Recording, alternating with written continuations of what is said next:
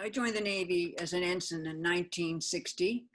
And by the way, I wanted to say that Louis is an E9, which is the highest you can be in the enlisted ranks. So I'm very proud of Yes, him.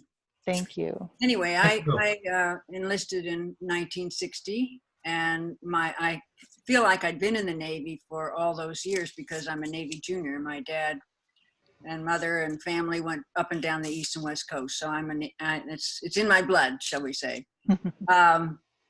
But I really was never subject to Don't Ask, Don't Tell, by the way. I was just subject to something that was, I don't know, some people say it was worse, some people say it was better, but Okay. it's all the same. It is, if you're discovered to be gay, then you're fired, you're discharged, you're out. As far as my personal background, when I joined, you have to sign things, and I didn't say that I was gay because I wasn't. I didn't know a darn thing. 1960 was a long time ago. Mm-hmm. And so I moved along and discovered that, yes, I was attracted to women, and that began to happen for me. And I fought that a long time, tried to be bi, but I'm not bi, but I sure tried.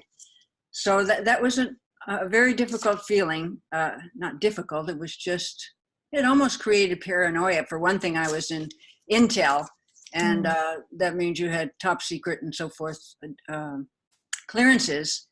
And so you're always looking over your shoulder. But I would say that the gays who have joined through the years and discovered they're gay, as I did, it was a terrible feeling, really. And a lot of them got out. A lot of people got out. One committed suicide. One of the waves committed suicide over this. But we gradually learned that a term that you may not have heard, but it's called heterosexism, which is essentially the same as sexism or racism.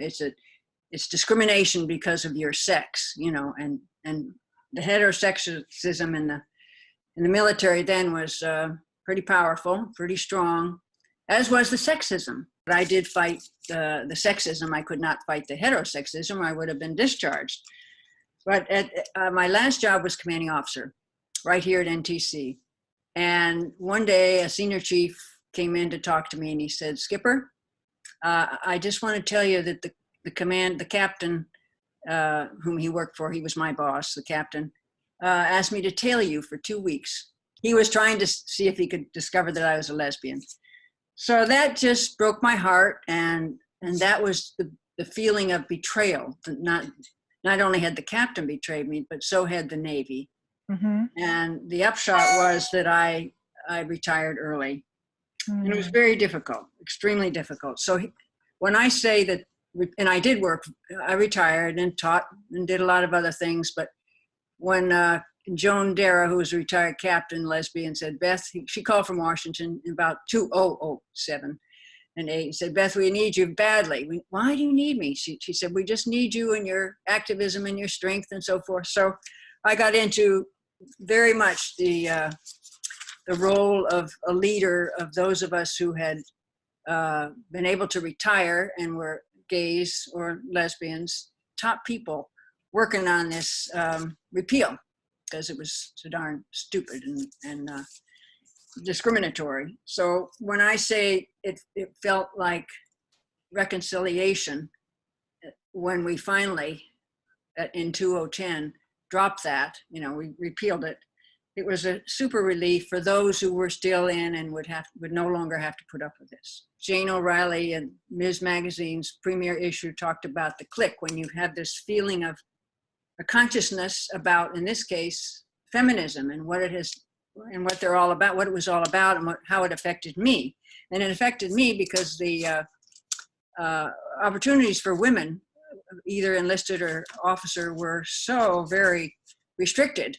And I wanted to do something about it a couple of times. I finally did. I did a lot. So that was my first time that I realized I was an activist.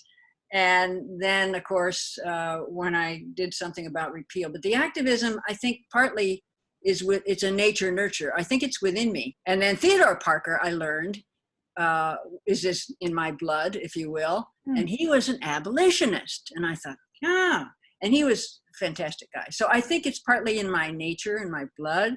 Mm-hmm. We've got to make the world right, and this is how I can help. And I did. So that's it. But the second question I think is important, Mary. Can I say something about that? Yes.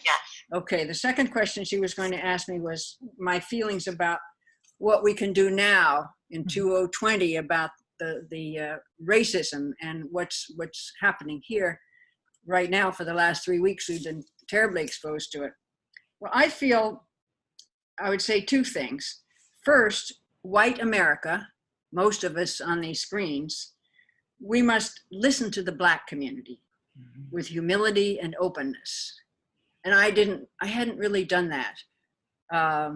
But over the last 4 years, I have, actually, since Black Lives Matter. And 4 years ago, I was opposed to my church, Unitarian Universalist, putting it on their wall. I said, no, that's exclusive. I can't accept that. Well, I've grown, and that's what I mean about listening. And even at age 82 or 85 or whatever we are, we can begin to hear their story. They need allies, just as when we fought for Don't Ask, Don't Tell, we had wonderful allies. They were straight.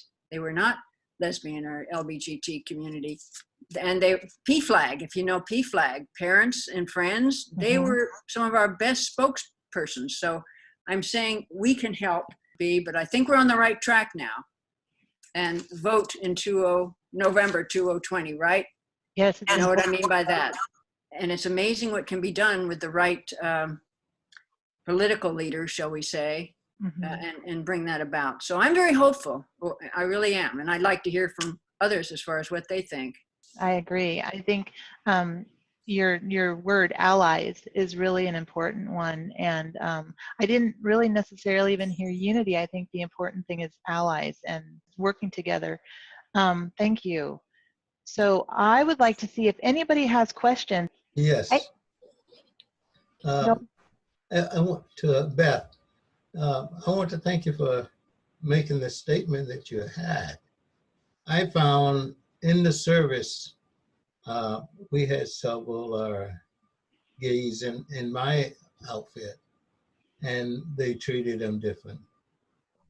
I had a question for Beth. The Supreme Court has just dealt a great victory to the rainbow community, but at the same time, Trump has signed an executive order which is very discriminatory in healthcare against the LGBT community. And are you hearing any suggestions or organizing anything to get the restrictions on the healthcare struck down? I'm not sure we need to put too much energy into that because November is coming, and I think there are probably better places now to put our energy because that will obviously change if we do what we definitely hope. You know, so I wouldn't put my energy into that. I'd be organizing and hopefully what are the strategies we need to get to once we have a change of administration. We only have a few minutes left, so I want to ask you very quickly within just 1 or 2 sentences, what makes you feel included? I'll go to Shirley and Louie. What makes you feel included? Love. Love? Love. That's a good one. Beth, what about you? What makes you feel included? I hadn't thought about it, but it is love. And it's, for instance, this victory that we had, the Supremes. I had 3 or 4 emails and said, we're thinking about you and we're celebrating with you. So that makes me feel included. Nice. But actually, I have been, for the last, many years, feeling very included anyway. And I'm comfortable being with all, heterosexual, but I'd be more comfortable if we had a few more around here. Sure. Yeah, but that's an example of what makes me feel included and appreciated and understood as somebody who's had a little different background. I think that's a big word, understood. And you mentioned listened to. Yes. Yes. Thank you. Terry, have you been able to unmute yourself yet? I cannot unmute you. But what I know makes Terry feel included is also love. So because we've talked before, and that is important on all of our communities. That's really why people move to the communities. So is there anything else? Any more questions before we go? Please wave if you've enjoyed them, if you've enjoyed this chat. Watch your emails for next month's chat. We don't know what the topic is yet, but it should be something interesting or fun. It'll be fun. If anybody has any suggestions for anything, we'd be happy to consider them. So send Mary that email if you have Yes, any suggestions. yes. I'm leaning towards baseball, so it should be fun.